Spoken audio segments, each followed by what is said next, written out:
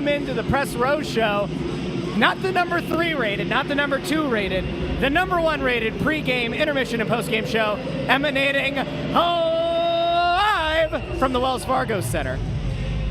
What?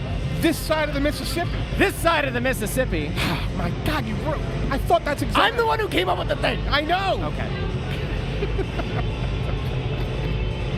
The number 1 show. This side of the Mississippi. I'm Russ Joy at Joy on Broad. This is Anthony SanFilippo at in San Philly.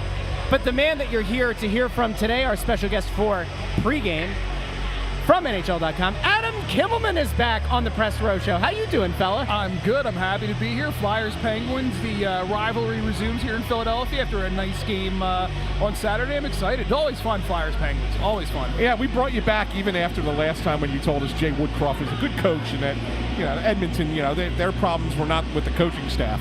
I do think he is still a good coach. I do think their problems ran deeper than the coaching staff. I'm sure they do. But I think they are playing much better now since the coaching change. Yeah. We'll see if it lasts. Yes, we'll see. I'll tell you what, Ant has no room to make statements like that, as if he is the omnipotent creator of the game of hockey. Far from it. All right.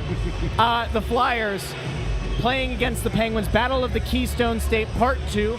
Of course, they picked up a win the other night, a big win. We did not do the morning after on Sunday. That's our fault. We also did not put out predictions on that night, which is also our fault.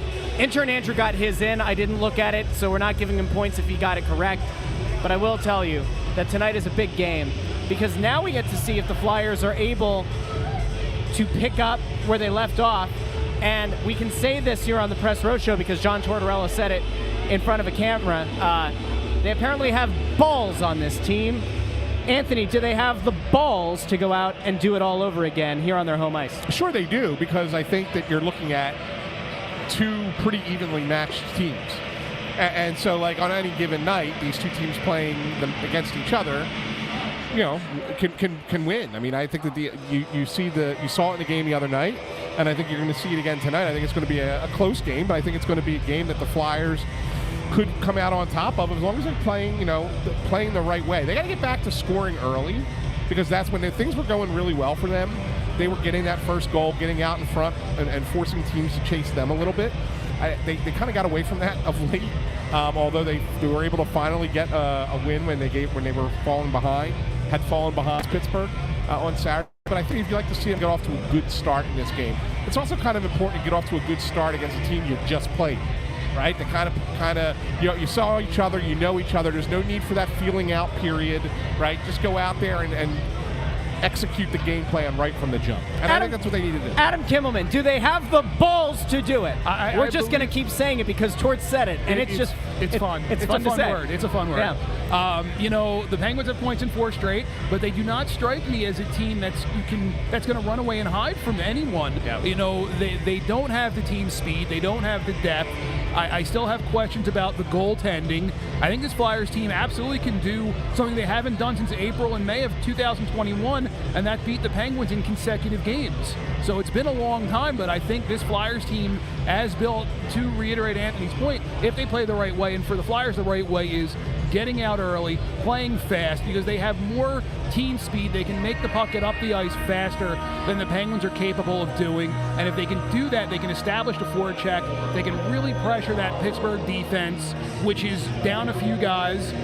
And I think they really have a chance to put some goals on the board tonight if they're able to finish. They certainly were able to generate shots and generate scoring chances against, but they weren't able to finish.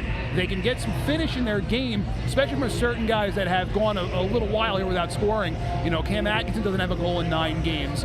Travis Konecny has 1 in 6. Sean Couturier has 1 in 7. You know, Owen Tippett has 1 goal in his last 6 or 7 games. So they need more of those guys to step up and contribute. You know, Tyson Forrester scoring 3 in the last 2 has been great, but they need more guys to do a little bit more. But absolutely, this is a winnable game for them tonight.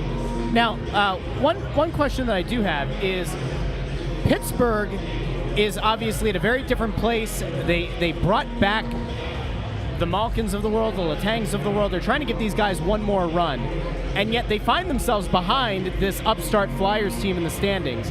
I have never made it a habit to bet against Sidney Crosby because when you do that, he tends to make you look foolish.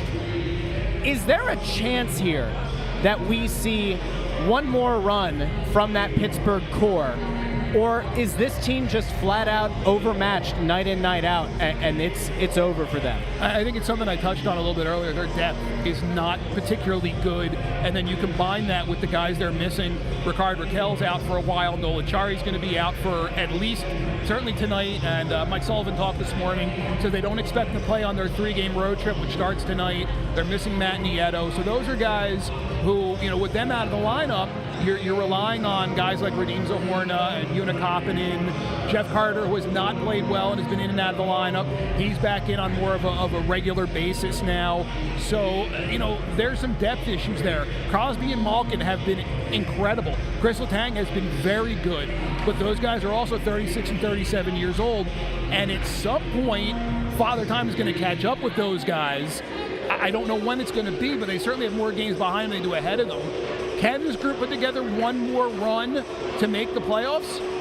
I wouldn't bet against them, but I think there's a better chance that this is what they are, a team with very top-heavy superstars and future Hall of Famers that is going to be in a dogfight to maybe get the last wild card spot. And I'm not certain if they're going to get it. I really don't think that they're going to, because the thing that you said, Adam, and talk about the guys who are out of the lineup again. As you said, was it Rakell, Nieto, Acciari. Let's just go with those three. What are we excited about with those guys?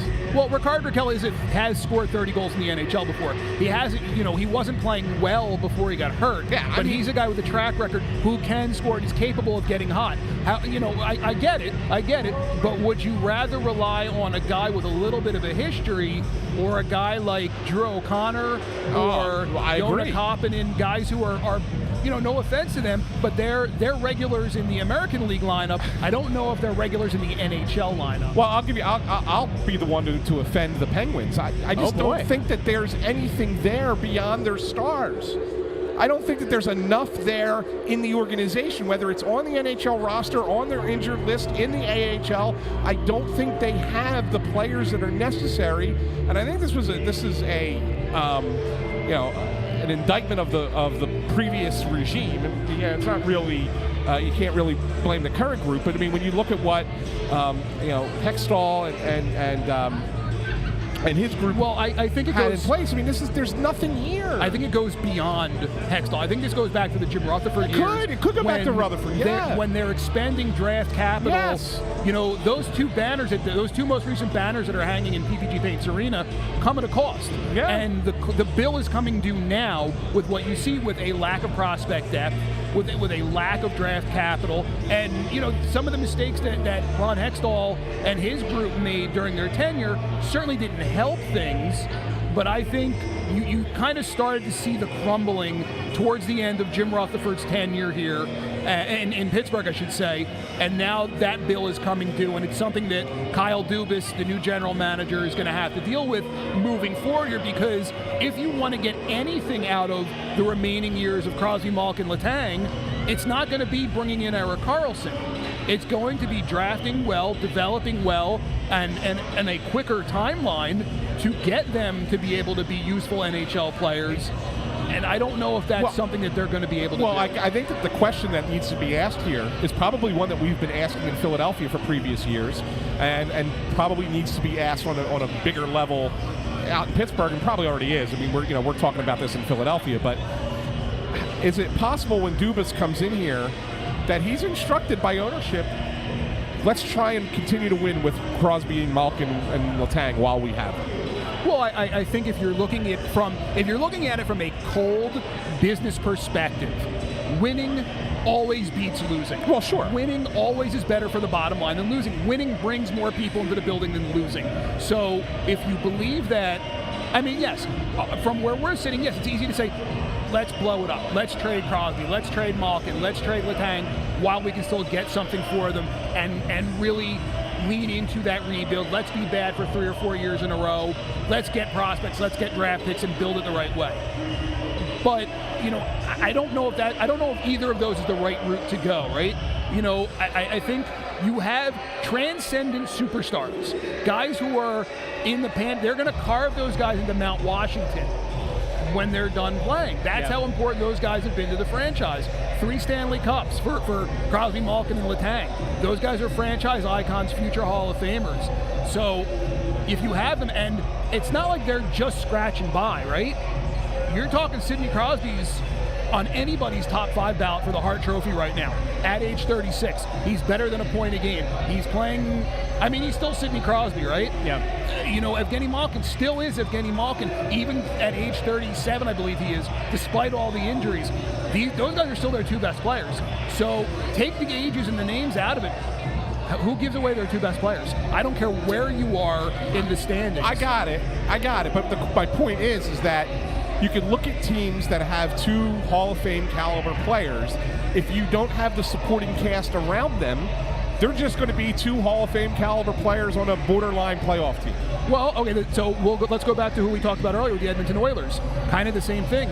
If you're Ken Holland, do you start entertaining trade offers for McDavid and Draisaitl? Absolutely not. If they're to Philadelphia, you do. Well, that's a different story. Well, I probably don't either right at this point, but those players are still relatively young.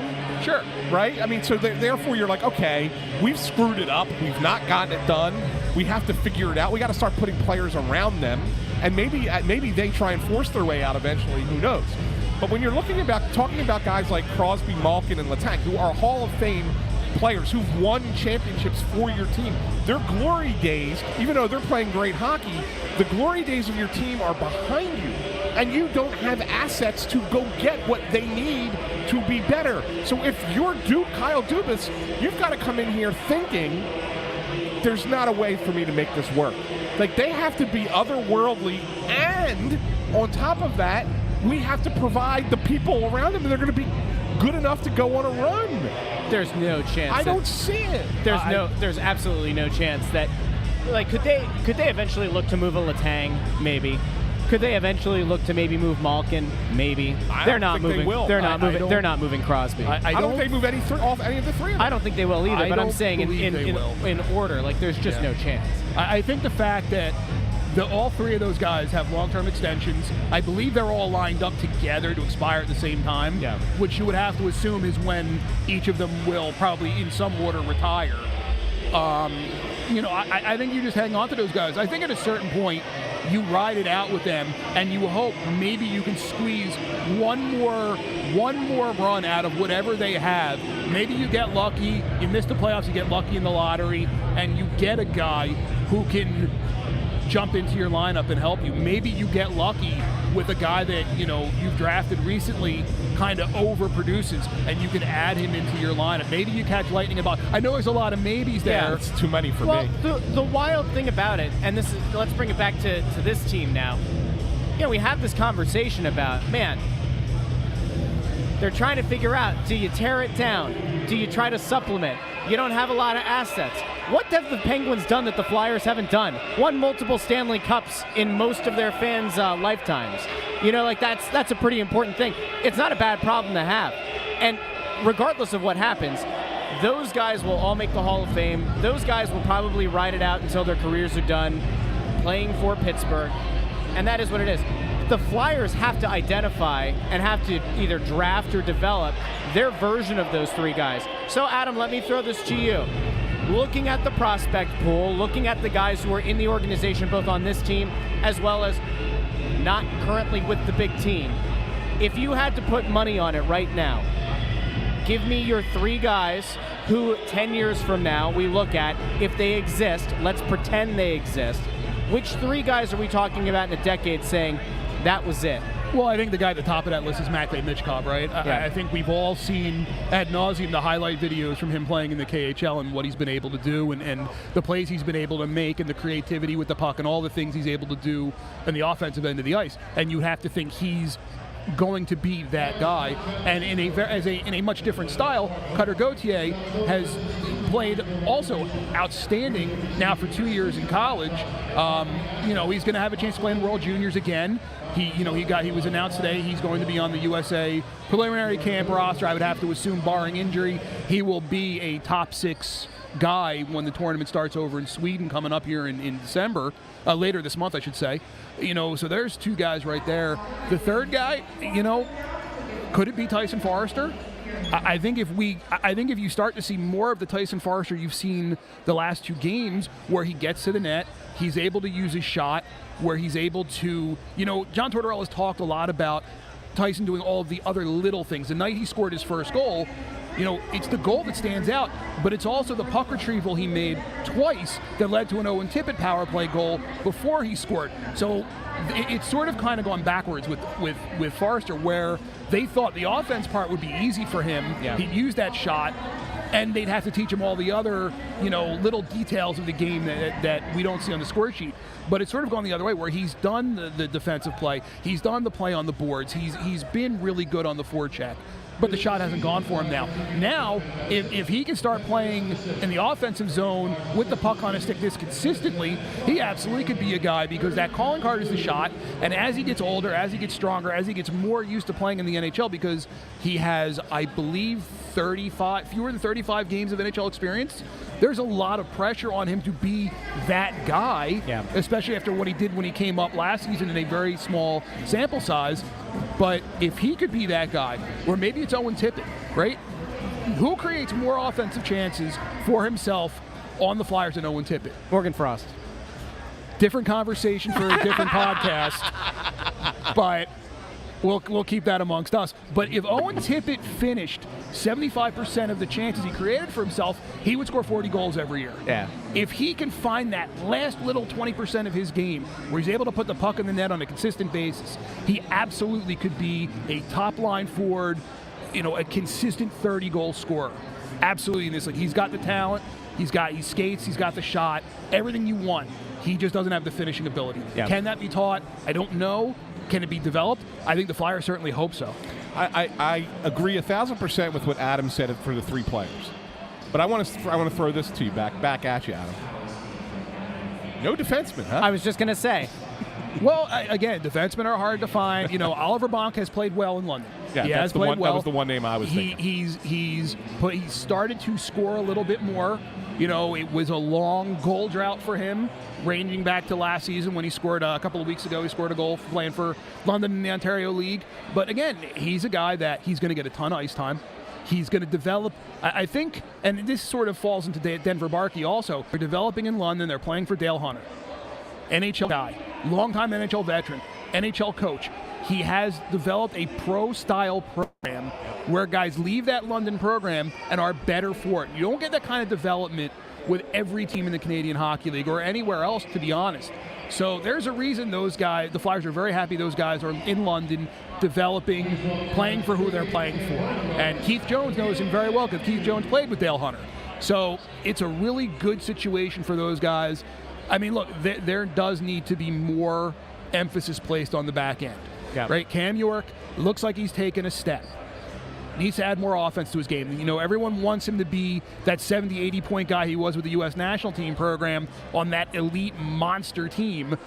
I don't think he's, like, John Tortorella sort of has downplayed the offensive contribution, not sure if it's going to be a part of his game. If the offense isn't a part of Cam York's game, I don't know if he's a viable NHL guy. Like, he's not a Shea Weber. Yeah. He's not a Zdeno Chara, who's a big, intimidating presence, who's going to be a defensive guy. If he could be a Chemo Tiemann in tight, a guy who can put up 40 points in a year, I think the Flyers would be ecstatic with that. So he's not there yet, but I think that's the upper end, and I think he has the ability and the talent to get there. I think there's more. I think he needs to get more out of himself. There needs to be a little bit more determination, a little bit more my puck, take it and go, a little bit more getting shots through from the point on the blue line. One of the things that I really liked about Shane Gostisbehere when he was in Philadelphia was he would skate horizontally along the blue line on the power play and get the puck on net. I think Cam York skates almost as well as Gostisbehere does, and he certainly has the ability to get the pucks on net. I think they need to do more of that on the power play. Give him a chance to do that, and he needs to be assertive enough in his own game where he's going to do it. And that's something that we've talked about ad nauseum on this show, is York doesn't always do the best job of controlling his controllables. He doesn't necessarily grab the game by the throat. Right. You don't know if is it because he's a Cali guy? Is it just kind of ingrained in the fiber of his being, man? I don't know. But at some point, if he's going to take that next step, he's got to be decisive. And he has to develop that killer instinct that, at least in the early part of the season, he didn't display. He's looked better in the last week and a half. And Torts even went out of his way to compliment him in a way, which I was a little bit surprised on, about his defensive ability. Right. I didn't exactly agree with. Again, that's not going to be Cam York's call. You didn't draft Cam York to be a shutdown defenseman. Yep. Right? You drafted him to be that engine that drives your power play. You drafted him to be that engine that drives your transition game. And that's what they need to see more out of him. Again, it has to be that assertiveness, whether it's in his personality or not. If he can't become that guy who is able to grab the game by the throat and say, my game, my puck, give it to me and get out of the way, I don't know if he's going to hit the full scope of his talents. We've had a lot of people on Facebook and on YouTube checking in the comments, and I can tell you we have a goofy number right now across a few different accounts on Twitter that don't show up here on our number. But our current audience is about triple what I'm seeing on YouTube, which is pretty nifty-galifty. I'm seeing a lot of people dropping in different thoughts about where this team is.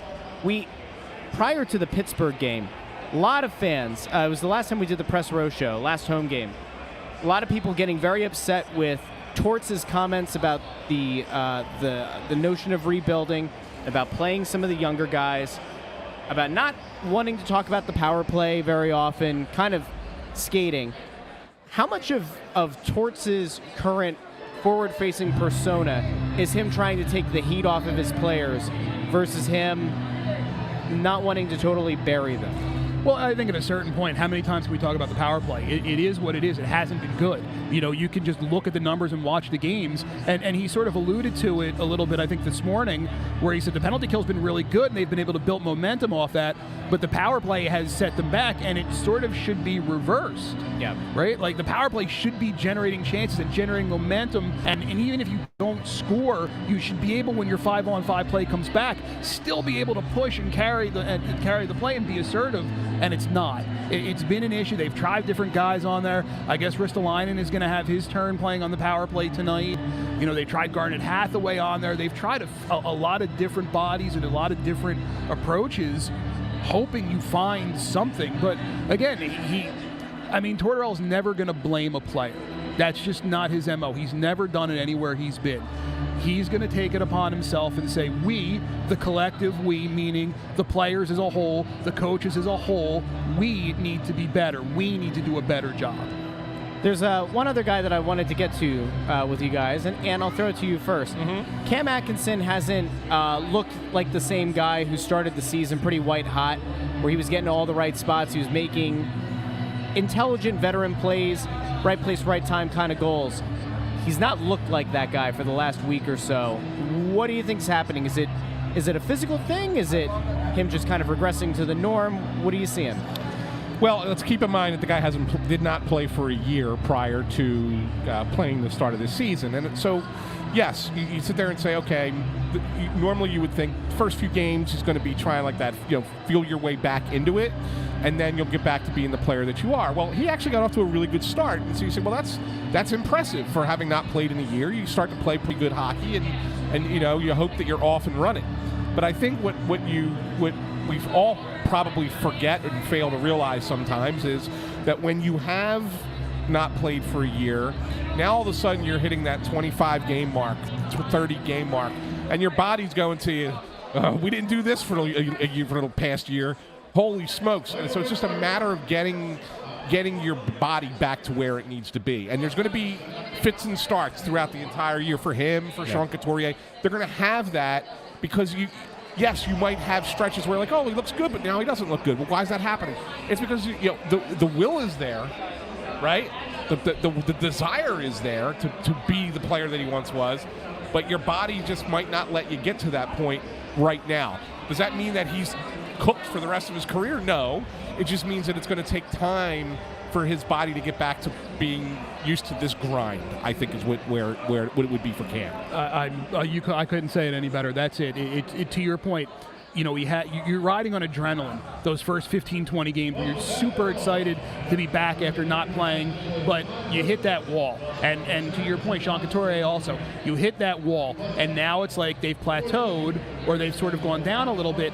It's how do you get over that wall? How do you get that muscle memory back to what an 82-game grind of a season is like, with travel, with back-to-backs, and there is some muscle memory that needs to be rediscovered, more so with a 35-year-old.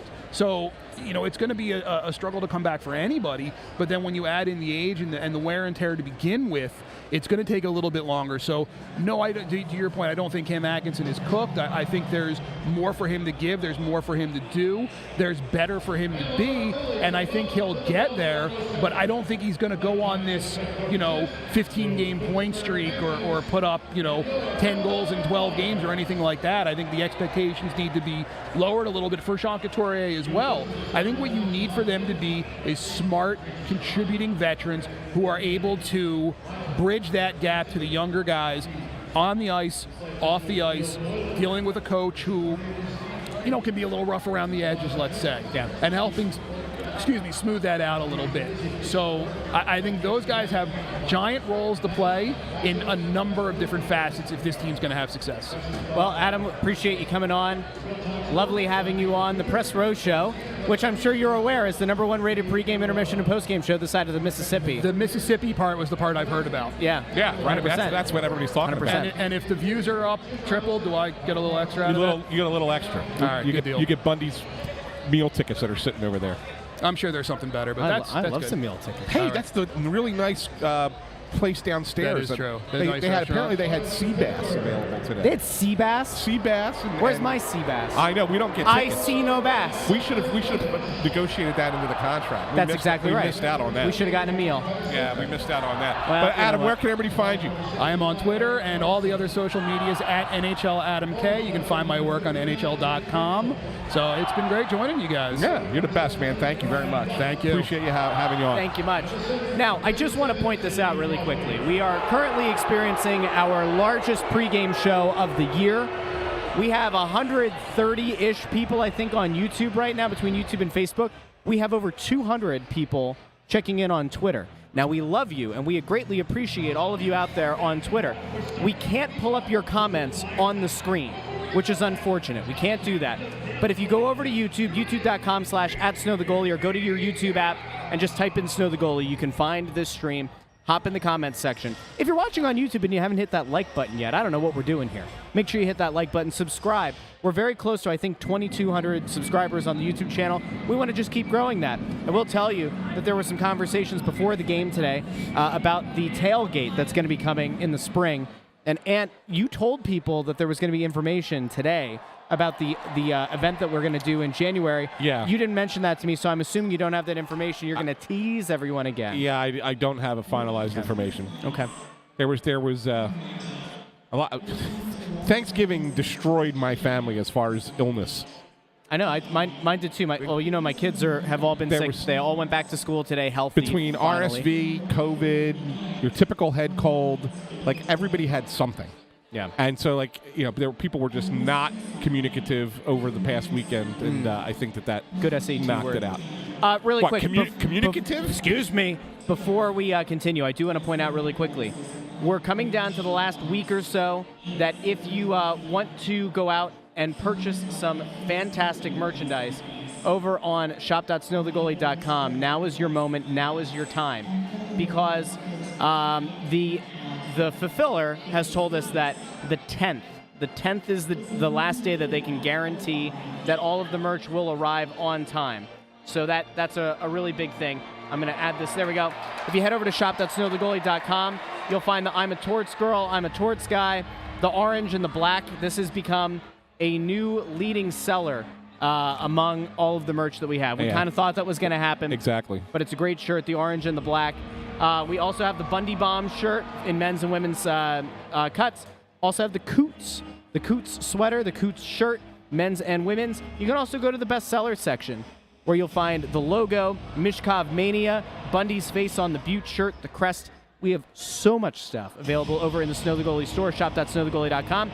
We even added these cute little drop-down menus so you find every product It's not all bunched up like it used to be. Our good friend Dave Rosen over there helping to set up the store and make it look nicer. So again, shop.snowthegoalie.com. Go get some merch.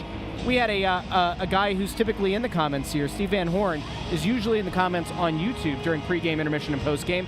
And he came and found us pregame rocking his Snow the Goalie shirt. Yeah. So, him and his family came over, took pictures, said hello. It was really nice of them. It was awesome. It was really awesome. So and we tell people to come up and see us all the time up here on the balcony level, right outside the elevator, section 121. Exactly right. And you can see right over our shoulder where we're at. I mean, we're right by the Flyers banners, but that are behind us, right? So it's really, really, we love when people come by and come see us, and it's pretty awesome. So I love. So Matthew wants to get his shirt autographed. And then we have Cryptic Cowboy saying that we need a Snow the Goalie A&E biography. We'll work on that as well. Anyway, it's going to be a lot of fun. What? Can I tell you, I watched a biography that I never thought in my life I would watch. What biography did you watch? We've just had a really good number of people tuning in, and now you're going to make them run away. Go ahead. No, I can't believe I watched it because it related to my kids, okay? But it'll probably be something that fits your generation, okay? And I thought, I can't believe I'm watching this. And it turned out to be a fascinating biography. This is quite the prologue. The Wiggles. Hi, everybody. It was really good. It had nothing to do with the music. It was real. Intern Andrew. It was a really good show. It was a really good. Did you not watch The Wiggles? I hated The Wiggles. Yeah. You hated The Wiggles? The Wiggles. My kids love The Wiggles. You wasted 57 seconds of our pregame show to talk about The Wiggles. Yeah, I did. Let us know in the comments below if you like The Wiggles or not. Anyway, we got to get to by the way, predictions. just so you know, about in that bio. No, I don't want to know about the biography. But this is the best part about it. This is the best part about it. So it's all the stuff for kids and everything else. The last concert that they did was in an arena like Wells Fargo Center. I forget exactly where it was, but somewhere in Australia. 20,000 people in the arena. How many do you think were kids? I don't know. 1,000. Maybe. It was all that is adults. Weird. That your is age. Weird. All 30-year-olds. Strange. Who went to see the Wiggles. That's weird. It was insane. Now, I will tell you. The Wiggles songs. I will tell you, though, if Raffi did a concert at Wells Fargo Center, I would buy a Raffi ticket. There we go. Because I would take the kids. I wouldn't just show up to a Raffi concert on my own. Yeah. By the way, I like the people who are, the Sting Chameleon just did fruit salad, yummy, yummy. I don't like this at all. I'm glad that other people are piling in on this. Thank you to everybody online, wherever you are, checking in to say that Ant's a fool. Feel free to tweet at him and SanFilippo and hit him with a barrage of negative tweets to start the game. I want to get to the predictions. Bundy has not sent his prediction over yet, but we'll get there. And the Flyers defeated the Penguins over the weekend. You said that they, in Torts' words, have the balls to do it again. Will they do it again? They will, and they will because Carter Hart's in net tonight, and I think he's been playing some really good hockey. There is a weird trend that he doesn't always play the greatest after a Sam Ersson victory, but I think that that's just a weird trend. I don't think that has anything to really do with Carter Hart. We got a goalie controversy here in Philadelphia. Not at all. Carter Hart doesn't like it when Sam Ersson goes out there and gets a win, huh? That could have been me. Yeah, no. That could have been my win. I think the Flyers do win tonight, and I'll pick them to win this one 4-2. Wow, look at you. 4-2 Flyers. Why bad news for you?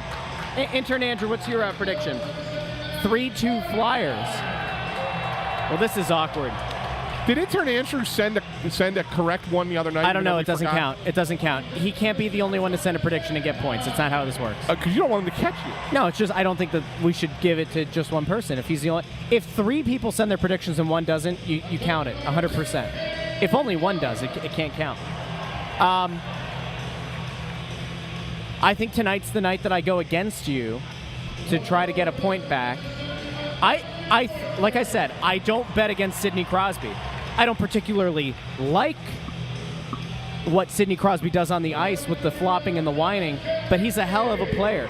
He's easily the most talented player I've ever seen play for an extended period of time in my lifetime that I wasn't a super little kid for. Crosby's fantastic. I think that the one thing I do want to see, I want to see somebody go after Letang for the cross-check that he laid on Couturier in front of the net the other day. That clip was going around. Should they bite them like Scott Hartnell once did? Yeah, I don't know. Maybe. And then we can have a sign that says, next time they're in Pittsburgh, it says, keep your fang out of Letang. Yeah. Anyway, I think the Penguins win tonight. 4. 4-3. And it might be in overtime. 4-3 Pittsburgh is your prediction. 4-3 Pittsburgh. Okay. All right, Laura Hart's getting started, so we're out of here. We'll be doing the Game Center during the period, so keep the conversation going on YouTube. Make sure you let everyone know about the Press Row Show. We'll talk to you during the first intermission, second intermission, and postgame. Thanks, everybody.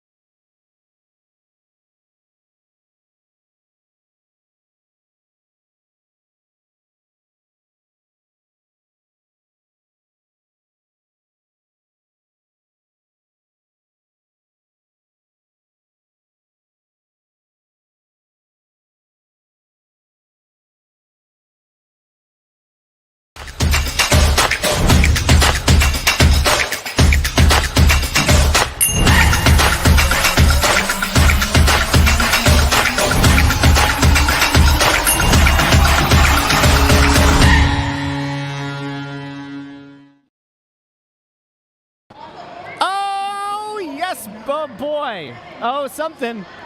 Just when you thought they were going to escape the first period, and I say escape kind of loosely here, right when you thought they were going to go into this intermission tied, who strikes? Who did I say you don't bet against?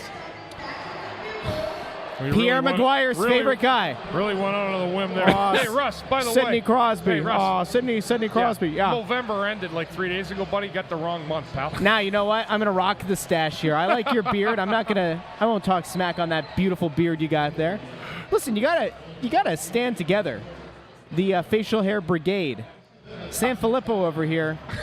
Little Patch Adams. Why do you got to drag him into it? I'm just saying. What did I do? He's not rocking any facial hair. Anyway, it doesn't grow well. I've been told that it's not just your facial hair. Look, this is a family show, pal. I'm talking up here.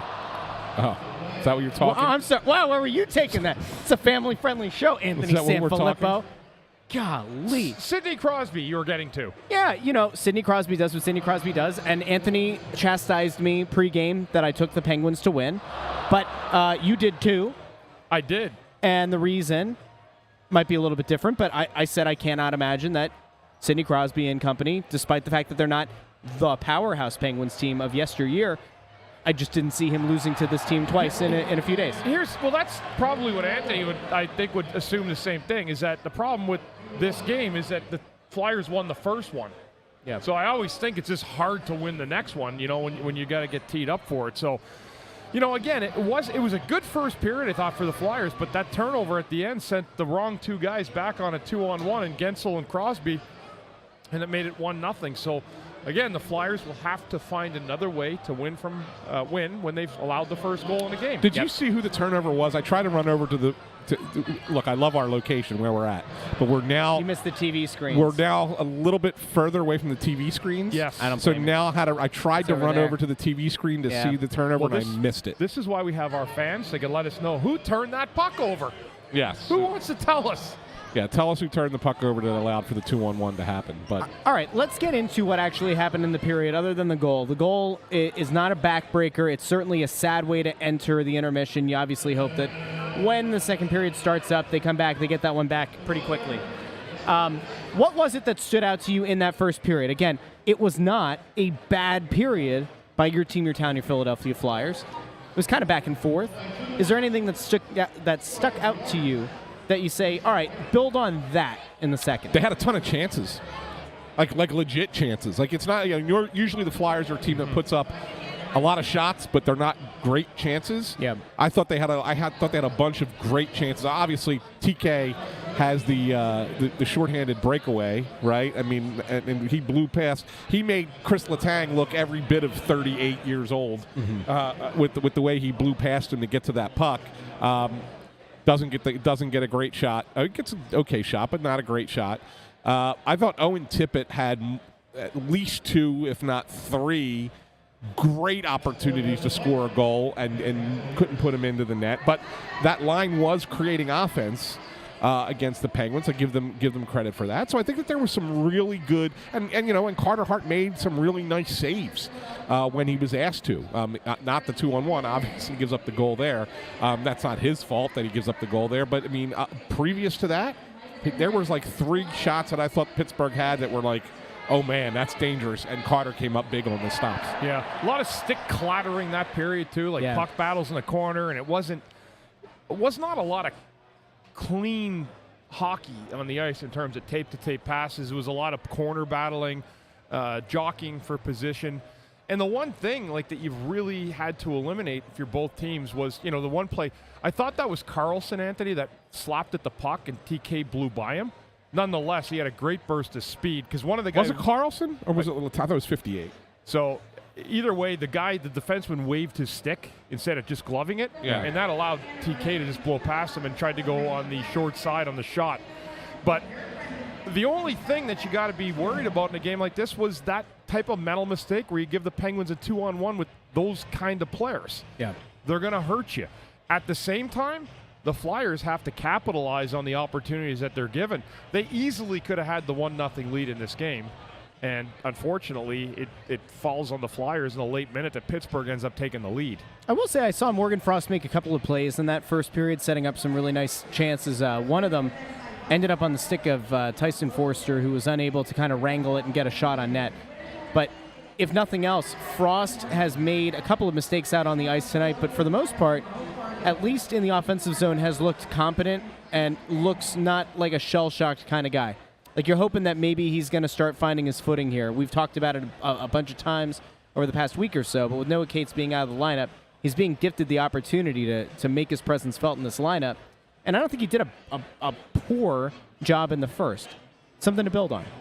He's got to keep his feet moving. When he stops moving his feet, he gets himself in trouble every time. And I don't know if it's some kind of a twitch he has when he's moving and doesn't have possession of the puck. He tends to reach with his stick, and you can't do that. But I did think coming in the zone a couple plays in that period, he did make some quality plays. He's a guy who's got to just keep his feet moving every single shift. Yeah. I want to take us to a place that we sometimes like to go here on the Press Row Show, which is, by the way, who's weak, Kimasabi? the number 1 rated pregame, intermission, and postgame show this side of the Mississippi. I know exactly where you're going with this. I'm going to take us to expected goals. And I hate to tell you, but not only are the Flyers losing 1-0 on the scoreboard, but they're also losing 1.21 to 0.71 in expected goals. Oh, there's that more than 0, less than 1 in expected goals again, Bundy. Yep. Now, well, it's over. We can head on home. Let's play a slightly offshoot version of this game. Don't look at my screen. Anthony probably already did because he's a cheat and a fraud. I don't even know what you're going to ask. Which Flyers player led the way in expected goals in all situations? I'm going to say Tippett. Tippett. It was Tippett. Congratulations. Oh, I mean, second. Brink. TK. You guys both got TK was second. Brink was third. Okay. So I didn't need anybody to tell me that with a sheet of paper. See that? See how that works, Bundy? But somebody created that for themselves, and they're like, "Hey, I got a job." And took the time. Hey, I want to let you know. To tell you that. I want to let you know. No matter how you think that first period went, Money Puck's deserve to win-o-meter says that the Penguins are 61.7% deserve to win. So, you know what? As often as you pull up this website and mention them by name, you'd think they'd be a sponsor of the show by now. I don't dislike Money Puck. Money Puck's the one they're the one I used to go to for the predictions around the playoffs. We used to use them sometimes when we were citing numbers years ago, Ant. Who's we? Anyway, you and I. No. We both did. Don't you try to... Not me. Yes, you did. No. Yes, you did. So sad. I'll tell you a couple things let's go to the comments. Well, before we get to the comments, I'll give you a couple things I didn't like in the period. Well, we're the most interactive show. We should get to the people. We'll get to the people. Go ahead. 2 things. Hit with your negativity and your Wiggles. Do you want to talk about the Wiggles documentary again or no? Great documentary. Okay, go ahead. Rasmus Ristolainen, Bundy. It seemed like every time he touched the puck, he made the wrong decision of where to go with it. I swear. I mean, it was just like, it was like, okay, the simple play behind, he's going behind the net. You're like, oh, he sees the man on him. There's open ice the other side. He's doing the right thing. He's doing the right thing. And then it arbitrarily throws it back the other way where Cam York is being hounded by a guy, puts his partner in absolute trouble. And it's like, what the hell were you doing? Take my problem. Yeah, I've had enough of it. Exactly, yeah. That's what it was. Yep. He hurts his partner on that play. Here, I don't want to take it. But he did it a few times. It was like, it wasn't just that one play, but that was the one where we were like, oh my God, what is he doing? Yeah, not a great first period for Risto, I didn't think. And then the other thing that I think is a concern, it didn't cost the Flyers in the first period, but it tends to rear its ugly head from time to time. And that's Carter Hart thinks he's Martin Brodeur playing the puck. Yeah. He's so, you know. And he's nothing close. He's the worst goalie in hockey playing the puck behind the net. That's bold. That's a bold statement. He turns it over all the time. He actually had it in front of the net. On that second one. Yeah. The first one he did was behind the net. Yes. The second one was in front, yes. Yeah, and that one actually I think he wanted to freeze it, and then he's like, let me just keep this thing rolling. But you're better off freezing it in that situation if you're not sure what you're going to do with it. It's crazy because his decision-making handling the puck is something that we have talked about on this show for for 4.5 years or whatever. from when he got the initial call-up, it has not improved. It's almost shocking. Like, I know that guys work to plug the holes in their game, but, like, at some point, it has to get better, right? Right? Maybe it's to the point where it's never going to get better, right? At this point, I've seen it go where it never does get better. All right, go ahead. You can go to the comments now. No, it's okay, because now I'm a little bit upset because you brought up a player who was supposed to be the number one defenseman on this team entering the year, who was out injured for an extended period of time, certainly longer than the team expected, certainly longer than it was communicated to the public, and he's back kind of doing what he's always done, which is making questionable decisions on the ice. Now, I want to give Rasmus Ristolainen a grace period here because he missed so much time, and it's hard to get back in the swing of things. However, the plays that he's making aren't the ones that require conditioning. Correct. They're this one. Like, it's between the ears. Yeah. Just making the right play with the puck and making the simple one. And again, it's sometimes switching sides with the puck. If you go back for it, you don't really ever want to just throw it back up the same side because that's really not alleviating the problem at all. All it's doing is seeing that you're just giving it away again or retreating it back into the same pile that it came in with. I think that guy had the orange and the black shirt on. Where? That just walked by. That's what I was... I had to do a double take. Which guy? Well, he kept going. I don't know where he is now. He walked that direction. Well, go find him. See if that's the shirt, if he bought it from the Snow the Goalie store. Shop.snowthegoalie.com. It looked like our design, yeah. Go find him. We're going to bring him on camera. Go. Have you seen the crowd? Go. Are you serious? Russ, there's like 6,000 people over there. Why don't you go, Russ? You can go between legs. That's true, I can. I can hide well. Remember Russ said you can come up here. You can make fun of how short I am. You can anything you want. Exactly. We Not got you. a mustache and height today. That's right. That's right. The mustache makes me look taller. We love you, buddy. Makes me look taller. You know we do. All right. Let's get to some of the questions, comments, and concerns. We want to know from you out there, all of you fine people, on Facebook and on YouTube where you can comment below. Twitter, we love you, but please come to YouTube, come to Facebook so you can put your comments below. And by the way, if you're watching on YouTube, please, for the love of all that is good in this world, if you care about Snow the Goalie, if you care about the Press Row Show, if you care about Anthony's mental health, like the video. And maybe even share it. Share it to somebody in your life. Let them know about the #1 rated pregame, intermission, and postgame show. All right. There was something here. We had people that are agreeing with Anthony about Hart's puck handling. They think he made a very astute point. Thanks, Michael. Manny Problem says Hart should have to do push-ups every time he leaves the crease like Willie Mays Hayes. I like that. Mid-game, too. Like right in the middle of the game. While everything else is going on. Do some push-ups on the ice. Our Hextall87 wants you to refer to Hextall over Brodeur when talking about handling the puck. We're not sure if this is the Ron Hextall burner account or not. I think Ron Hextall was a tremendous puck handler, but I do think that Brodeur mastered it more because they changed the rules of the game for Martin Brodeur, right, Bundy? I mean, Hextall was a great puck handler, but Brodeur used to next level up. He was able to go. Now that's why the trapezoid exists because of Brodeur. Brodeur moved the puck better than Kenny Danico. And Kenny Danico's a 3-time Stanley Cup winner. I love him. Well, that's how good, I mean, it's a joke, but that's how good Brodeur was at moving. I mean, he'd make a rocket pass to the red line from his own crease. And it was like, not many guys make that pass even on defense. Yeah.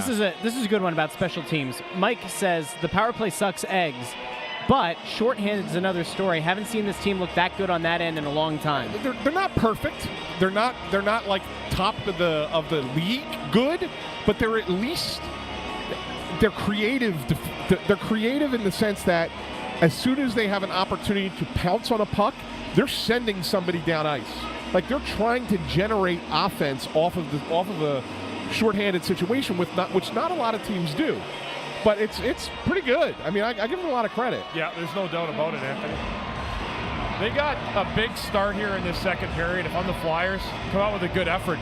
Puck like that, turnover can kind of carry into the next period where the other team scores a goal.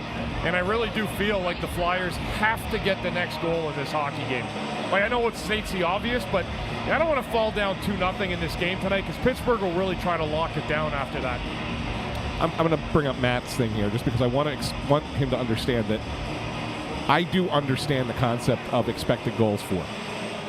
I do. I know it's measuring quality chances, right? Yeah. But we just answered that, right? That was the point, like of Russ asking us who's leading the team in expected goals. And of course, the three people that we named were the three people who had the best chances to score a goal.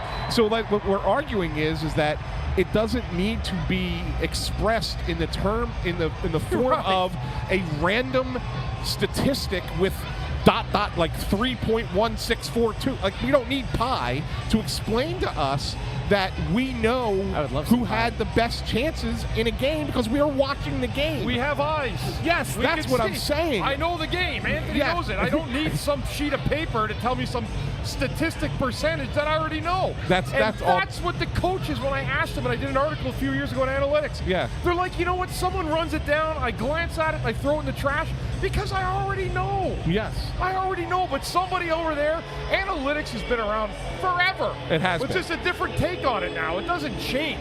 We know because we have an eye for the ice.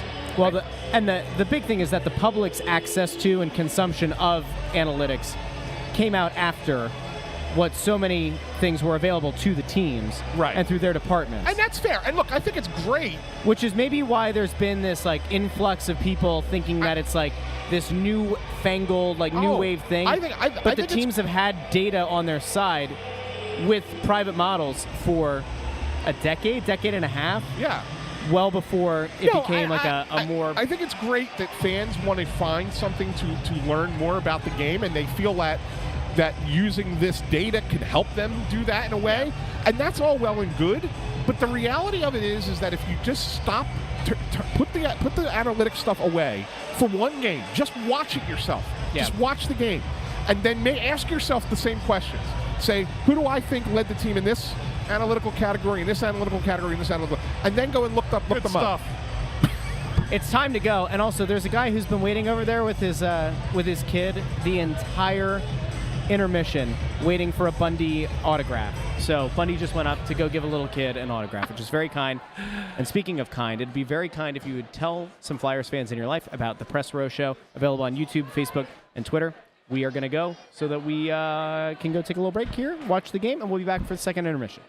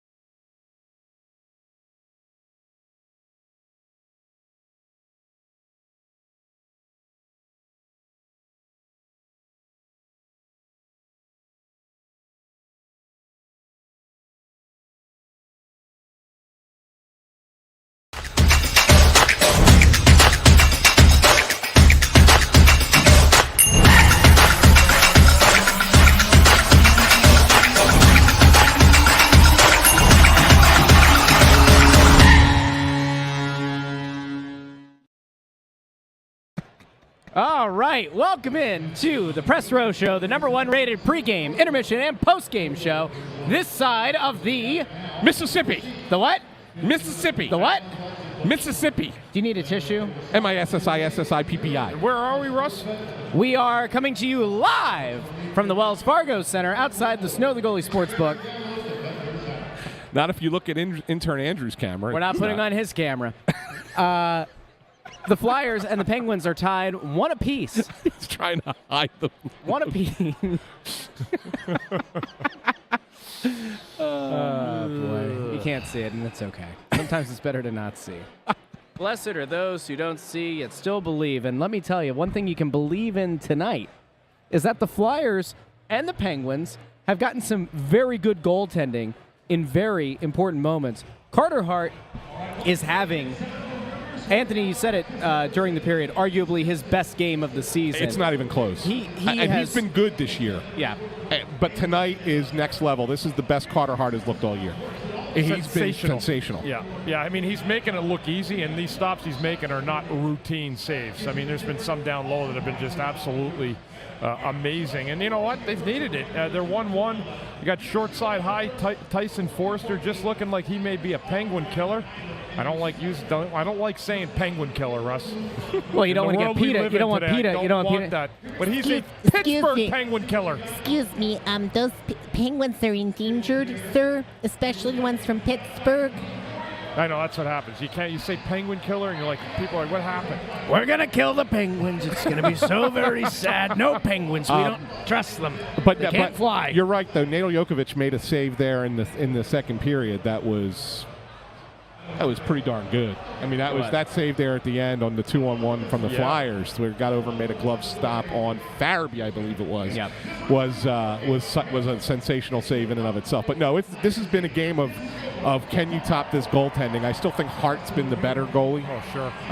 Because the entire second period, or at least the second half of the second period, it felt like the Flyers were stuck in their own end. I mean, Travis Sanheim had at least a 4-minute shift. Yeah. I mean, I haven't looked it up. We can look it up. Maybe we'll find the shift chart and see how long that shift was. That would be something that would be nice to pull up on the screen. His deserve a break-a-meter. It was 4 at like minutes 90%. because the Flyers could not get the red line and get the puck in.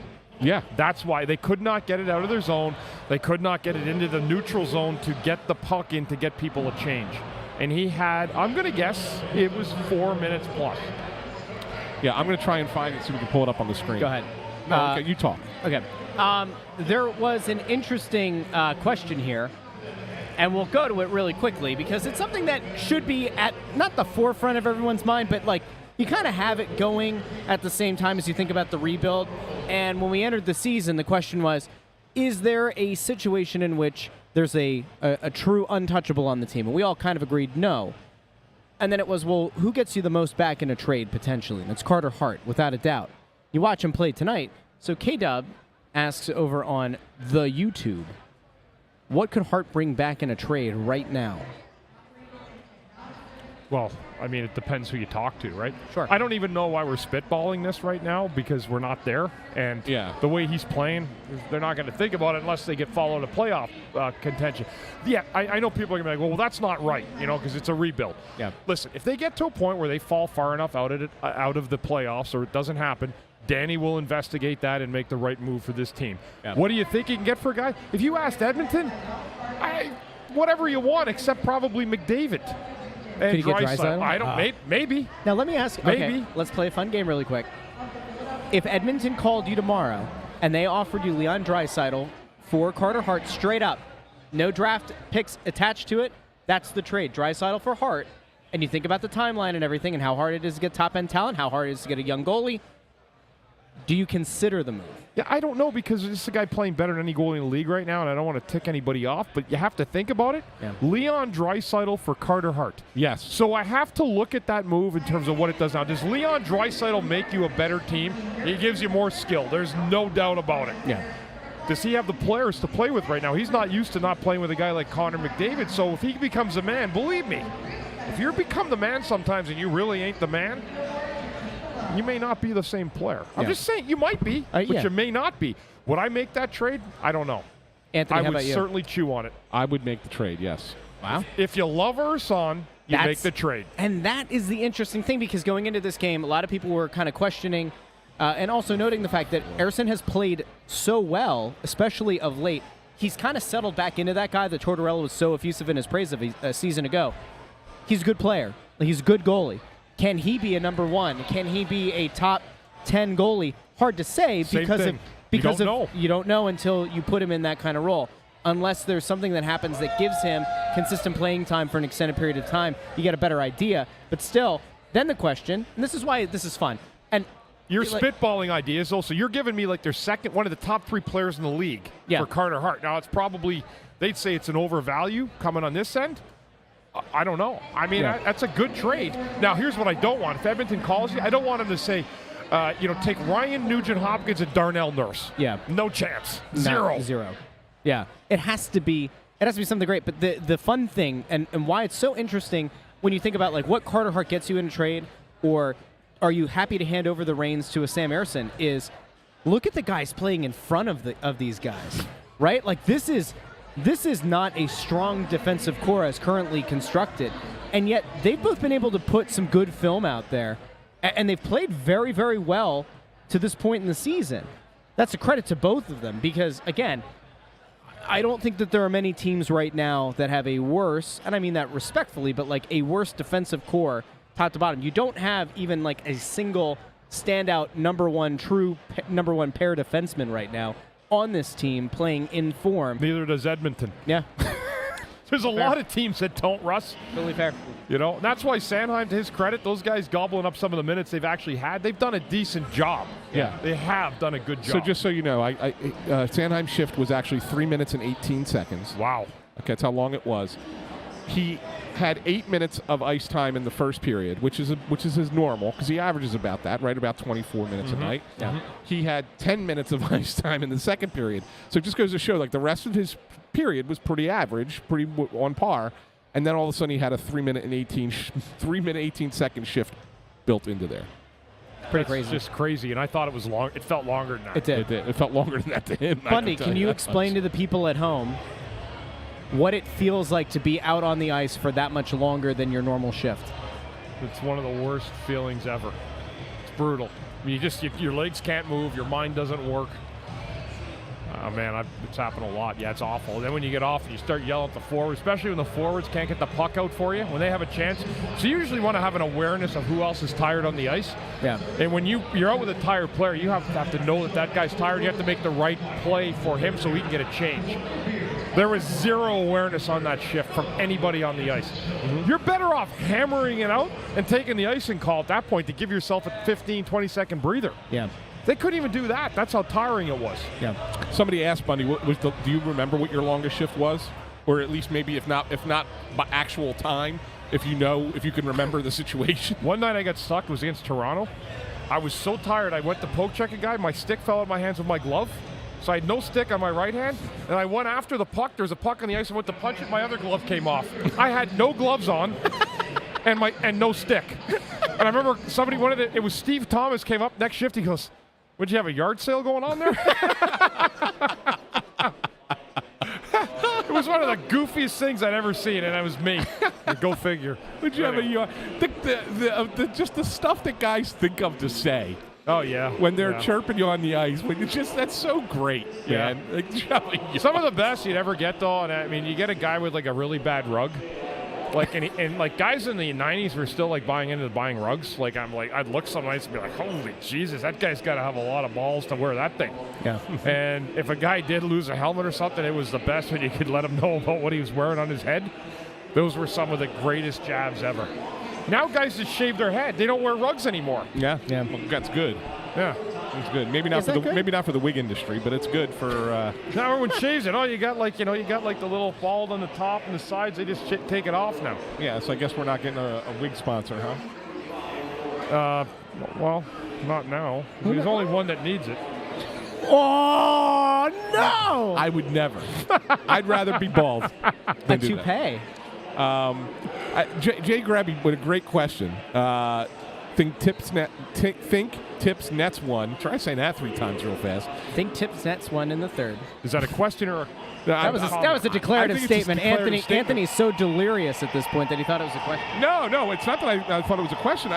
But it's worth bringing up because you brought up the Owen Tippett's expected goals in the first period. Yeah. He had 3 more chances that were golden in the second period and didn't score on them. Yep. So it's fascinating to me that he's had that many opportunities in one game, 2 periods, and hasn't been able to find the net. Not been able to find the back of that. We always refer back to the 2000 playoffs.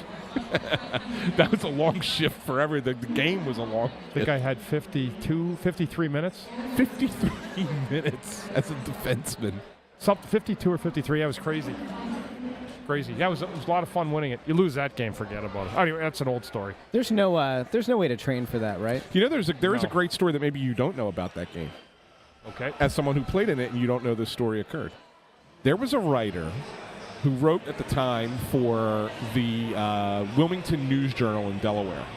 You may remember him. Ray Finicchiaro was his name. Okay. Who once deadline passed, he said, they can't get my story in, packed all his stuff up, got in the car, and drove home to Delaware from Pittsburgh. And apparently made it home in time to see the game-winning goal. What's that, a 5-hour, right? 4.5. 4.5 to Delaware from Wilmington, Yeah, 4.5. That's crazy. Yeah. That's great. Wow. Isn't that a crazy story? That's great, yeah. I don't think he was able to keep the job because once that got out to his bosses that, he left. Yeah. They sent him to Pittsburgh and he left. Jeez. And never wrote anything for it. Never got quotes or anything for the next, even if it's for a day later. Yeah. So anyway, I thought that was a fun story for you. That's amazing. Yeah. I'm trying to figure out why intern Andrew's in trouble. Why is he in trouble? Brandon Ficara checks in on YouTube and says, I've got a feeling intern Andrew's in trouble. Oh, maybe with your pick, because you took the Flyers to win. Well, that means it's a 50-50 chance. Don't yell at us, intern. Yeah, why did he yell? Did you get a little bit of sass there? Watch the sass, Captain Sassy Pants. First, he puts himself on camera with another sportsbook's logo behind him. You should pop him up so we can see his expression. Cover up the logo. All right, you ready? Here we go. Intern Andrew has been added. There he is. There he is. That's not the Snow the Goalie logo. By the way, we had a longtime listener to the show came up here pregame, and he saw intern Andrew, and after he was done being excited about seeing Ant and I, he looks at intern Andrew and goes, "You're right. You're the guy." And I said, "Intern Andrew." He goes, "Intern Andrew." He's like, "I feel like I know you." He did. He said that. He's like, I intern feel like he's made an impression. You're like Robin Quivers of the modern 2023 on this little radio podcast. Oh, that's fantastic. Yeah. That's fantastic. He's his mother's son, Yes. says his mother. That's great. By the way, intern Andrew. Oh, wait, here look, goes. you see Matt Matt Beagle? Intern Andrew is a sweet boy. A sweet boy. A sweet boy. At first, I thought that was a Nancy Joy comment, but it wasn't. He's not a sweet baby dumpling. Yeah. Hey, Bundy. Matt Ryan has a question here. Speaking of the 2000 playoffs, any good stories about the Leclerc side of the net goal? Yeah. So that's, thank God for bad technology at the time. Absolutely went through the side of the net. And you know what? I thought to myself, boy, I'd love to bomb right now, but I can't because it comes out better. If you shoot the puck so hard that it goes in the side of the net, no one can tell. It should be a goal. That's great. Sorry. See, that's what happens to Buffalo. It's when you don't regroup right, like they had, goals like that get scored against you in your right hand. Yeah. Things like that only happen to people in Buffalo. Exactly. This is a good question here by Brian. Are you surprised there isn't much animosity considering the second half of a home and home? I was actually just going to tell you to pop this up. I'm not surprised because... Really? Yes, because I think that the Are you saying the Flyers and the Penguins don't hate each other anymore? I'm not saying that at all. Are they going to go do some coloring books in the park after this? Like a lot has changed, Russ, in the last 10 years, man. It's not the same. It's just not that the game is not the same. And so you don't have that inherent distaste for one another. Like, I bet if you went up to Sidney Crosby today and asked him about the Philadelphia Flyers, he's not going to give you the we don't like them. The 2012, Yeah, I'm about to cry my eyes out and tell you how much I hate them. We hate them. I don't like them. Like you're not going to get that out of Crosby today. It's just that the game has changed, unfortunately. I'm not saying it's for the better because I don't think it is. But even that, you look at these two teams, and while the Flyers have a few guys, you sit there and go, well, they can hit hard, they can be chirpy, they can whatever, they can cause some havoc. The Penguins don't really have those guys. Like, who on the Penguins are you looking at saying, oh, they're going to create that animosity? They're going to go out there and start being like, the guys that you want to hate. But the guys you want to hate not because they're super talented, like Crosby and Malkin and Letang, but the guys you want to hate because they're just, the guys that get under your skin. And the Penguins have those players, man. It's just not like it used to be. They don't exist a lot anymore. Like, you'd have guys on the team that would drag you into the battles, right? Like, whether it was verbal, physical, playing hard in front of the net, they don't exist anymore. It's just not like that. Yeah. The league in and of itself. So, yeah, I like it. I think there's some spirited stuff in playoffs. I think when stuff carries into it, I think the playoffs still good. But a lot of regular seasons don't have the venom that they once had. And that's a tough thing, I think, some nights. And I'll throw one more thing at you. Penguins are here tonight. When they come back again? I don't know. Do you know? I'm going to guess it's probably one of the last games of the regular season. How about 2024-25? What? This is the only Penguins game in Philadelphia this season. They No only way. play them 3 times. Twice in Pittsburgh, once in Philly. Are you serious? Really? That's it, friends. I thought they played 4 times. Not every team. There's 1 or 2 teams each year because of the number of games. Now that you have to play every team home and away, there are 2 teams in your division, and it rotates every year. That it's 2 home games or 2 and 1. So 2 at home and 1 on the road, or 1 at home and 2 on the road. And I'm pretty certain that this is the year that the Penguins are only here once. Well, this guy says January 8th. Now, There's a Wells Fargo on the schedule against Pittsburgh. yeah, January 8th. Was it last year then? I don't know, but January 8th. Anthony SanFilippo is fake news. This is why we don't listen to Ant. This Hold is on. why we don't I take... bet it was last year then. Well, who cares? Well, it doesn't matter now. No, I must have So been. don't worry, ladies and gentlemen. If you were I'd wondering, like if to you wanted to come out to officially- see the Battle of the Keystone State, January 8th, you'll be able to come out, come see the Press Row show. We're Come sorry boo the about this. Penguins. No, but I'm not wrong about the schedule. I'm not wrong about You the are, schedule. because you just said this is the only time they're going to be playing the Penguins in Philadelphia this season. But no. But I know what he's saying. my point is that the scheduling has changed to the point where you do only play 2 teams in your division 3 times. You only get 1 home game against them. And Sanfoni, I love that. Yeah, Right, East that's Coast. good. Period. All right, Start. period's about to start. Bundy's heading out. We will be back post-game, and we'll see what happens. Bundy and I will be doing a post-game show. Will Anthony be able to figure out the technology for a Torts presser or a player interview? Who knows? It's all Who's my to say? fault. All my Who's fault. to say? We'll be back post-game. Talk to you soon, everybody.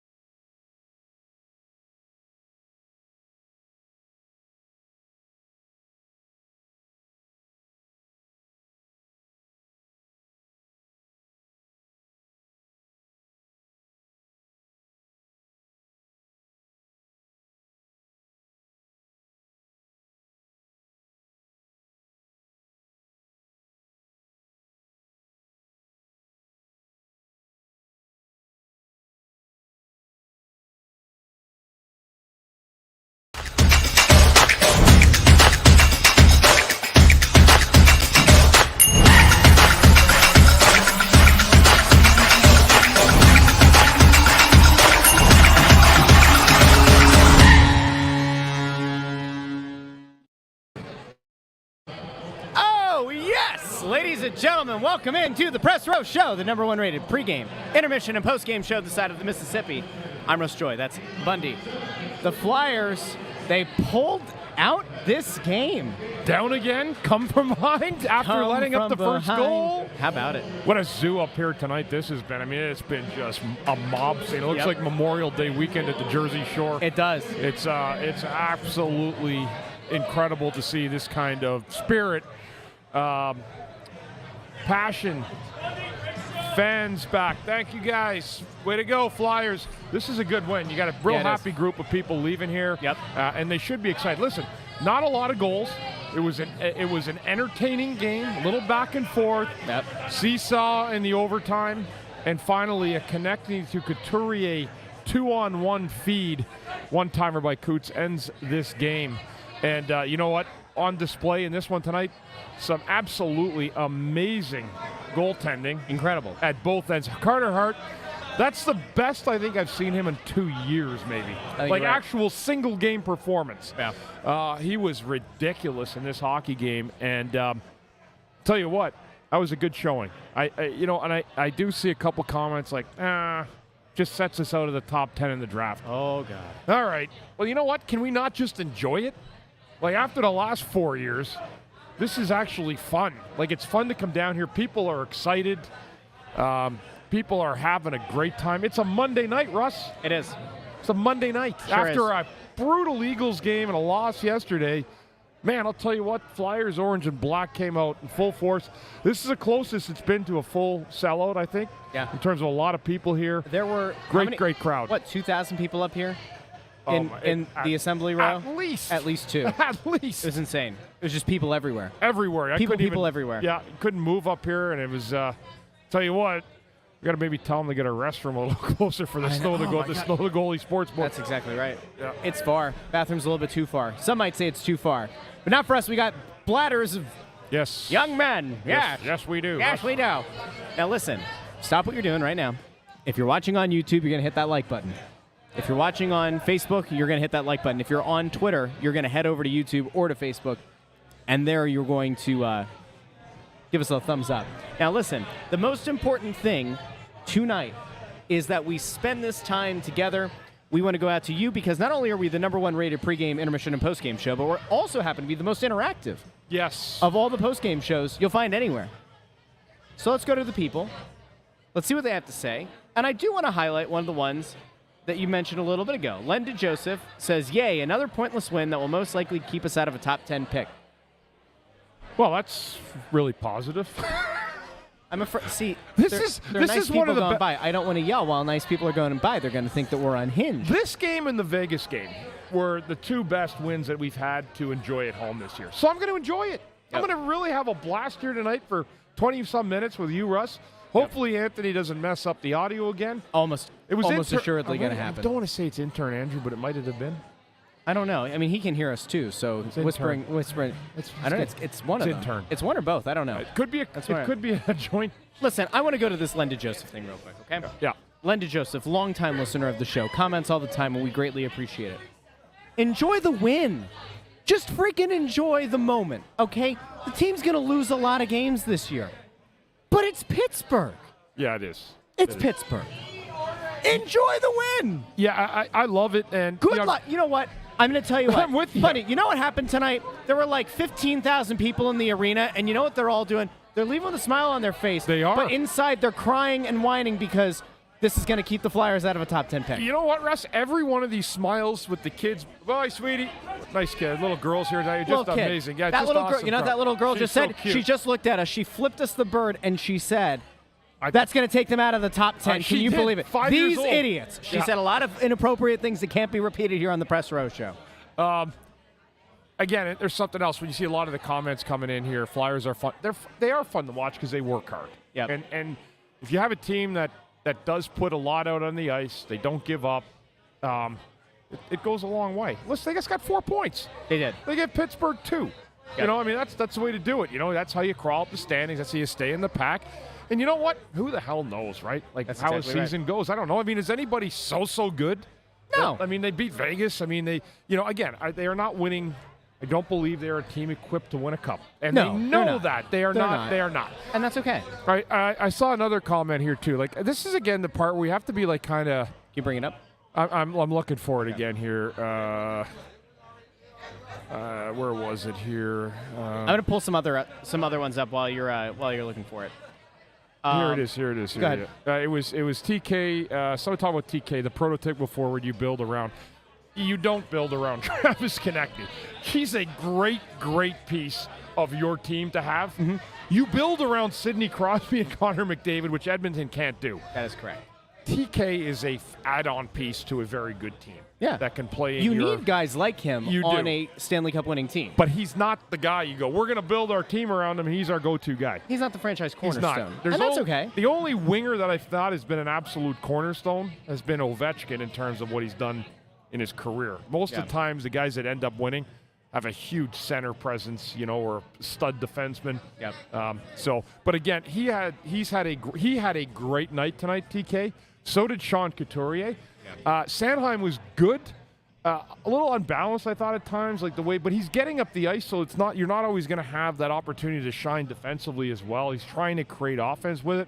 Yeah. I thought Lawton was better tonight.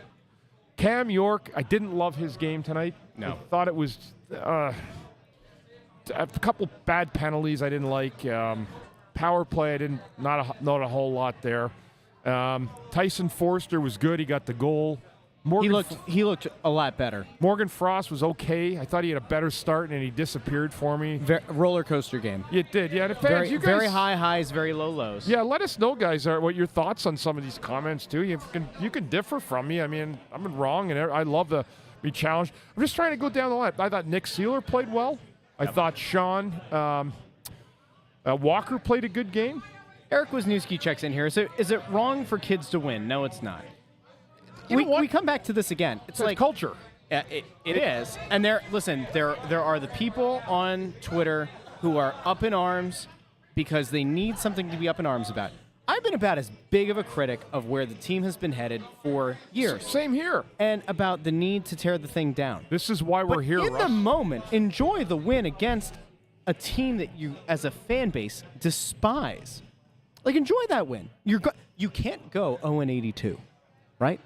You're going to win some games. So let it be, and I've said this for a while, let it be against the best teams in the league, because those are good. They're not just morale boosts, but it's like, wow, we can actually hang with some of the best teams.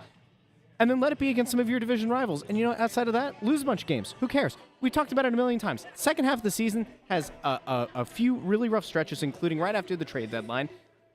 It is what it is. All right, looks like Anthony might be ready with Travis Konecny. We're going to hope that Anthony doesn't screw this up.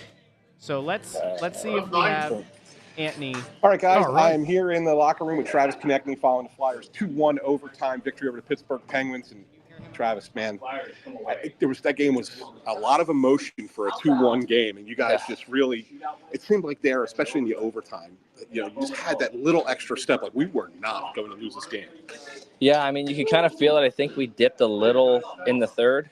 Kind of gave them a few chances, but you could just sense that, like, even if we didn't get one there, we did have the jump, I think, tonight, and I think it starts from everybody, right, with Hartsey all the way to our D just advancing the puck, and then our forwards getting in and pressuring them. I think it was just a great team effort tonight. Let's talk about Carter a little bit, because especially in the second period, I'd say like there was a series of maybe 7-8 minutes the last second period where he seemed to be under siege and just turned away absolutely everything. He keeps you guys. Yeah. I mean, and we need him for that, because there's times where we're creating a lot and at the other end, and then there's times where we fall asleep a little bit, and then Hart's there to bail us out, and he's just so steady, and I think it helps. We trust him so much. We don't want to force those chances on him, but it's nice to know he's going to be there to get a save for us. Can you take us through the game-winning goal, because it was just a really nice play how you guys ended up setting up Coots there.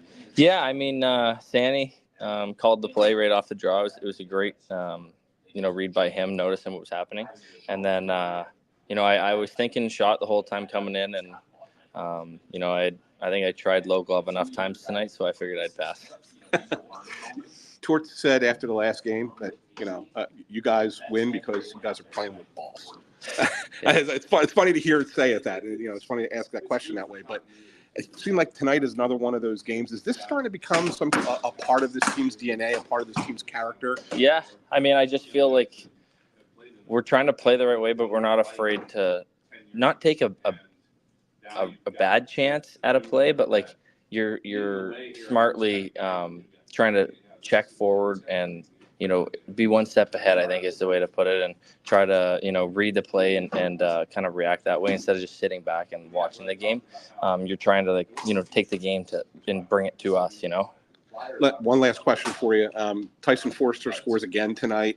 Are we starting to see the complete game from him come together now at this point? Yeah, I mean, I think it's been there for a long time, and he's had those looks, and it was just a matter of one going in, and it's what he does. I mean, I think that's the reason that he's here. He's got that touch. He works really hard, and he's able to find the back of the net.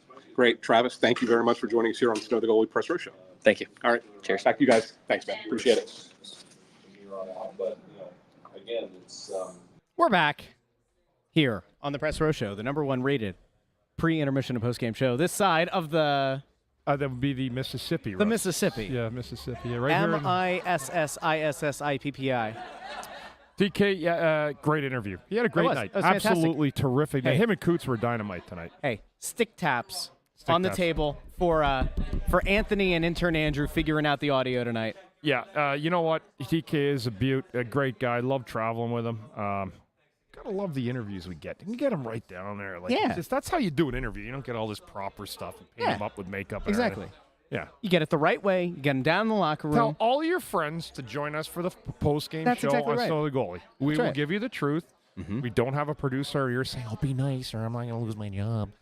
No, we just tell the truth. We don't have a million commercials interrupting us. No, we get to go back and forth. We have the interactive chat here on the YouTube and the Facebook. You may even get a life lesson out of it.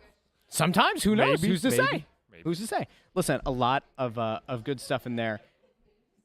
In a way, you have to feel good for a guy like Carter Hart going out and playing such an exceptional game. And this is one of those games where I think if you're a goalie and you stand on your head in the way that both goalies did tonight, and then you lose in OT, that one hurts. But to be the goalie coming out on the right side of it and knowing that you are almost solely responsible for your team being in the game. Yeah. On another night, this could have easily been a 4-1, 5-1, 6-1 game had it not been for Hart being as locked in as he was tonight. Yeah, and their goaltender too. Yeah. Really, I mean, he was excellent as well, but Hart was he was sensational at every critical point in this hockey game. He made the save. The Penguins took a 1-0 lead late in the first, and it was Hart that slammed the door the rest of the way. So kudos to him. I thought he was absolutely sensational at this game. A lot of guys had great efforts. I liked what TK said about the energy, because the team. I thought the team had a lot of good jump all night, and I think that's certainly a real positive.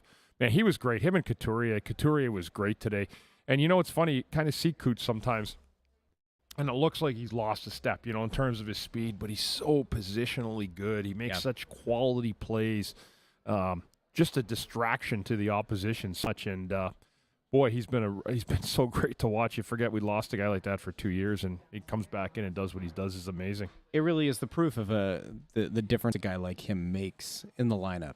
And again, we can come back to the people who are upset that the team picked up a win and, the draft pick. It's one game. It's 1 out of 82. This guy, he's look at our old buddy Todd Fedoruk there. Does a great job on radio. When are you going to come on one night with us, Fridge? You want to just hop on right now? Come on with us? Come on. I don't know where the other mic is. Hold on. I'll get it. We'll get it for him. All right, hold on. Here. It's down on the floor. All right, here. Come on. We're going to bring Fridge on. Now, the only thing is you have to abide by the language policy, too, so you're fine. So, okay. This is my first time on Snow the Goalie. The Only Flyers podcast? The Only Flyers podcast. You were on. No. You were on once. This guy's stash. You didn't tell me the guy had a stash. That's exactly November right. was last month. You were on this show one time. I think it was 2.5 years ago. We were over in Press Row, and I think you were on for 5 minutes. But this is better. Or maybe it was on the radio. I don't remember. It was one or the other. You've been on here, I think, one time. But this is different. Anthony's not here to suck up all the oxygen in the room. So now we can throw this to you as well. What's your biggest takeaway tonight?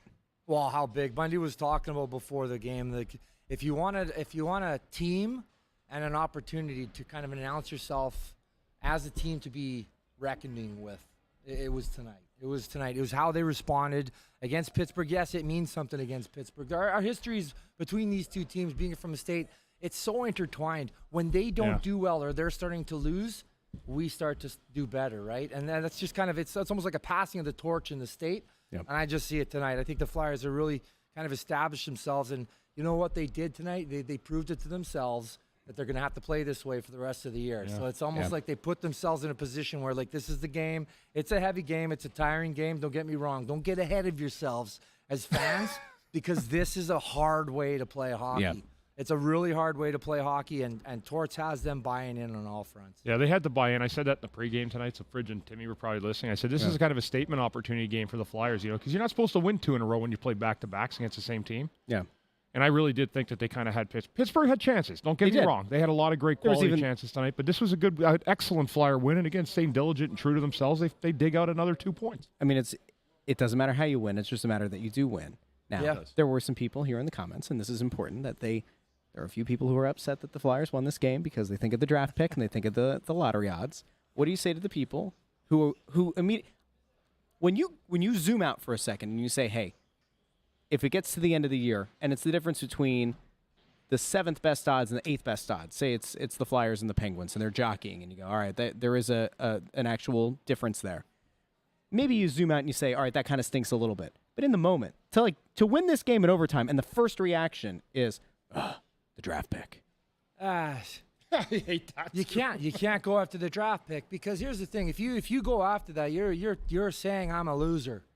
That's what you're saying. Yeah. And the Flyers will not do that. They will not lose for the draft pick, the lottery, and all that stuff. You know what? In free agency, if you're a team that's playing like the Flyers right now, you become attractive to another player, and that's what you want as a franchise. You wanted, and that's what we had even when Bundy was playing in our years there in the early 2000s. You had a team that everybody in the league wanted to come to. I remember Mark Recchi and all those guys talking to other players that were coming into free agency. Why don't you come here? They wanted to come here. Yeah. That's how you play. That's attractive to any winner in this league, right? A guy that wants to win, he doesn't want to go join a team that just went for the first pick. You want to join a team that's built right, that's going to play a certain way, has an identity, and you believe you can help win. So that's what you shoot for. You don't shoot for the one player that might make your team. You shoot for the whole pot of free agency, and you look for the team players that want to come join that, because players that are older now are starting to figure it out. The ones that want to stay and have longevity, you take a lesser role. You got Jeff Carter playing the 4th line on the Pittsburgh Penguins. Yep. He still can produce. Right? Started the overtime. Yeah, it started the overtime. So these guys, they got to know that they take a lesser role on a better team, and that's hard for a guy's ego, but that's where you want to be. You don't want to be a team that's throwing in the towel and being the last. Who wants to be the last place team? The Flyers would never do that. Mr. Snyder would never allow us to do that, and I don't think the ownership now, Jonesy's not going to let us do that. And he stated that. So get off of that. Just get off of that. If you're a true Flyers fan, you want to see these guys pushing, and if they lose, that's fine, but they got to lose a certain way, and they got to lose with work. They got to lose with grit. Lose with dignity. Lose with dignity. Like a good champion knows how to lose, right? You learn how to lose first, and we've gone through some things here. It was an organization, but we're back now, and I think that this game is kind of that's that rah-rah to tell the fans in Philadelphia, hey, come watch, man, because it's a style of hockey that's exciting, and it's a style of hockey that hasn't been here. You know what? In the whole league, it hasn't been here. Torts has alluded to it. We got balls. Like, hashtag we got balls is something I want to get on a T-shirt. You know, and you want to coach like that. Oh, there it goes. Shop.snowthegoalie.com. We got balls. We will give the credit to our good friend Todd Fedor. I think the fridge. By the way, let's before you head out here, the Markster68 says Fedoruk doing a great job as color man on the radio broadcast. So there you go. Who did Anthony send that in? No, that was not Anthony. Oh, he's following Coatsy. Yeah. You know what? I did that job too. You know that, right? Yeah. Yeah, I did it for 7 years. Yeah. And I was so happy when I found out Fridge was doing it, because it was really he's great. He's got a great personality. He's a great teammate. He's been a Flyer, and he's younger too, better looking. I don't know about better. He's a handsome feller. You need to get those faces for radio. Radio, buddy. All right, well, Fridge, thanks for hopping on with us. Great seeing you, buddy. Thanks You're for always having me welcome on, guys. pal. Absolutely. I love your podcast. Thanks, brother. Thanks so much. See you soon. So Todd Fedoruk, the Fridge, doing a great job on Flyers Radio with Tim Saunders. And we're glad to have him on. He always comes out. No, you switched mics. I switched mics. All right, we're good. We're wrapping up soon, and Fridge is a great There friend. you go. Good dude, and we're happy to have him. How about that? Come on. He The man comes was down getting ready to head out of the building. What did he do? He hopped on the press row show because he knows. Yeah, he knows. He knows. You don't walk by the press row show if you played here That's exactly right. and not come on. That's what it's come to here. 100%. Yeah. 100%. So we appreciate him. You know what? It's right. You know, and listen, I know Fridge. He's a passionate guy, and I have a sentiment of that same passion. It's the team will be all the way back when you know that you got a chance of winning every year. Yeah. What had to change was the culture and the efforts that we were seeing on the ice. Yep. And when you go to anybody that played here, a radio broadcaster, TV, whoever, alumni, we notice. Yep. You know, like that's why we were so vocal, why the fans were doing what they did. It was a maddening thing to watch happen. And this is, I think, for where the team is. Now, is it satisfaction? No. There's no satisfaction in, you know, teetering around the 8th spot. That's not gonna stand here. We need to get more skill. We have some people coming. That will continue to develop over time. I don't want to hear any more about losing, you know, a top pick over it. I mean, have some pride. Yeah. You know, and that's the way we look at it. If you're a pride player, and you know what else we found out? This team isn't as bad as we may have looked at. I'm willing to say that. Now, is it as good? I'm not ready to. Yeah, I'm not ready to anoint anybody. Let's not go crazy. But I'm also willing to be fair and say that they're playing far better than I thought they were. I knew that they could put work in and you could win a lot. It takes, I think, Todd kind of echoed what I've talked about. It takes a lot for this team to win games. It's hard to win games for this team, but it's so rewarding when they do. Yeah, 100%. I want to thank everybody who checked in tonight. We had our biggest pregame of the year. Yeah. We had our biggest postgame of the year, which is very cool. We see a number here that aggregates our total of YouTube and Facebook together, but you don't see the Twitter number. And if you're on Twitter, you don't see the Facebook and the YouTube number. It sometimes goes into the thousands for our viewership. It's pretty crazy. Yeah. And we can't do this without the people who check in. I know love that you. all of you. I know that in theory it's not the easiest thing, right? Like you're watching the game on TV and there's a post-game show that comes on right after the fact, right? Or you're listening on the radio and there's a post-game show that happens. I get it. You have to get a device out and pull up YouTube. Or you listen to it after the fact in the podcast feed. But the fact that so many people do that, we can't do it without you. So we greatly appreciate it. There are no more Flyers games at home for quite a bit of time. I think we're 10 days between games now here at Wells Fargo Center. The team's about to go out on the road. In Arizona for a Wednesday. Arizona on Thursday night, 9 o'clock start. They just trashed somebody tonight. Yeah, they're in Colorado on Saturday, Nashville on Tuesday. They're back here next Thursday against the Capitals. That's not a walk in the park, is it? It's not. So that'll start back-to-back games. They'll have a Thursday game against the Capitals and then a Saturday game against the Red Wings. And Bundy, it's so funny because it felt like the month of November was gone in an instant. It was. And you look at the schedule, and we kind of build our lives a little bit around when the Flyers play. The idea that by the time they get back and play a couple of games at home, we're going to be like a few days away, a week out from Christmas. Yeah. And then the New Year. Yeah. And then January. Calendar flips, and you're on the second half. January is a massive month at home for this team. Yep. They're on the road a lot this month, but January, they're back here. And if you come down to Wells Fargo Center, remember, we're outside of the Snow the Goalie Sportsbook all the way up. Yes, and you know what? Come find us. We hang out with fans. We get questions. We just sit and talk, drink soda, water, whatever you want. You want to come and ask us a question? Want to get a picture? Get an autograph? That little girl got an autograph from you after first intermission or after the first intermission show. Anybody's out there that still wants an autograph, maybe doesn't have it, which is rare. Because I've been here just so darn long. Yeah. Everybody's been I've been to 15 carnivals in my career. That's a lot. And broadcasting. So, but listen, we love you guys, and we appreciate all the support. The likes, give it a click, and get your notifications too, right? That's exactly right. Look at you. I'm starting to be you're learning. Now. Look at that. You go over to YouTube, make sure you hit the like button. It helps us out. And hit that subscribe button. Ring the little bell so you get notified whenever we go live. We're going to figure out which games, if all of them, all the road games we're going to do the morning after show for. I totally dropped the ball on it this past weekend. I 100% forgot about setting up a thing and working out the time. And then that gave the Eagles bad luck. The Eagles went on to lose. But the Flyers won tonight, and that's what really matters. That takes the bad taste of the 49ers loss out of the Philadelphia sports fans' mouth. Forgot about it already, Russ. Yep, see? That's what an overtime win will do in the Battle of the Keystone when State. When the Eagles let you down, the Flyers will be there to pick you up. That's exactly right. So can I say something? Please do. I just want to tell you guys, I just want to point something out to you. I think someone told me before the show tonight that this day last year was the end of the 10-game losing streak. It was the 10th loss of the losing streak 1 year ago today. You know what? We've come an awful long way. Sure have. Flyers fans, Snow the Goalie fans. Just enjoy it. Enjoy the ride. Whatever 100%. That ride is, it's a hell of a lot better than the dumpster fire we saw last year and all the BS we had to play through for the years before it. It's a new era of Orange. We're proud to be part of it. We love being part of it. We love having you as our fans. Let's go Flyers. Let's keep on rolling. It's a lot of positives. And on that, let's end it. That's the end of the Press Row Show. We'll be back very soon here on Snow the Goalie, the Only Flyers podcast. We'll talk to you soon.